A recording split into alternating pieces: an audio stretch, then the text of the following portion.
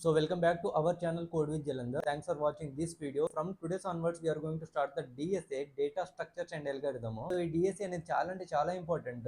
ఒక గ్రాడ్యుయేషన్ చేస్తున్న స్టూడెంట్స్ కి DSA చాలా important to crack the interview software jobs.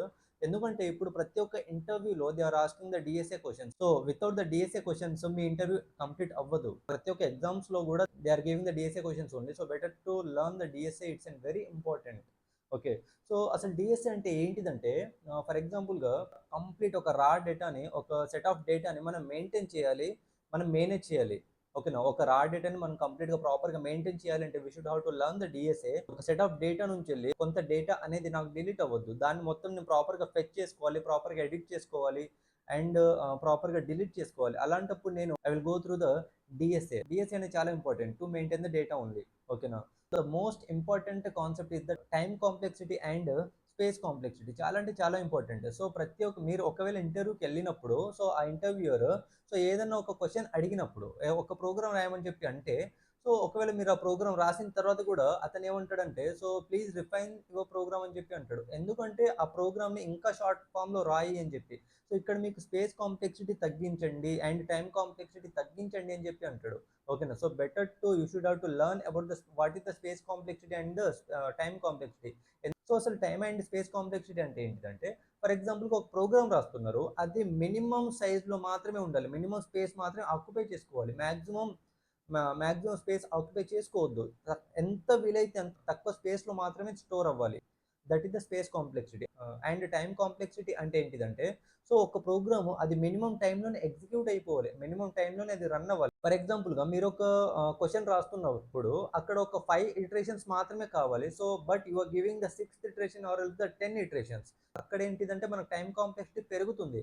అలాంటిది మన టైం కాంప్లెక్సిటీ పెరగద్దు, చాలా అంటే చాలా తక్కువ ఉండాలి. సో అలాంటి అన్వాంటెడ్ ఇటరేషన్స్, అన్వాంటెడ్ లూప్స్ మనం రిమూవ్ చేస్తూ ఉండాలి. దాన్ని మనం టైం కాంప్లెక్సిటీ తగ్గించడం అని చెప్పి అంటారు.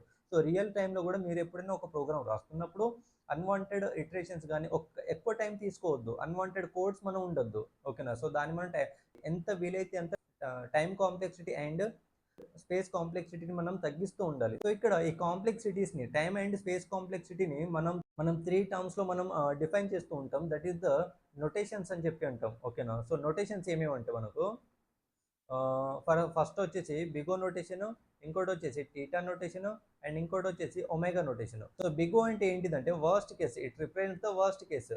ఓకేనా, అండ్ టీటా అంటే ఏంటిదంటే average case, it represents the average case. And omega is the best case both for the time and space complexity. So worst case ఏదైనా ఉంది అంటే ఫర్ ఎగ్జాంపుల్ నేను ఒక ఎలిమెంట్ని సెర్చ్ చేసుకోవాలి, అది చాలా ఎక్కువ టైం పడుతుంది, దాన్ని మనం వర్స్ట్ కేసు అని చెప్పి అంటాము.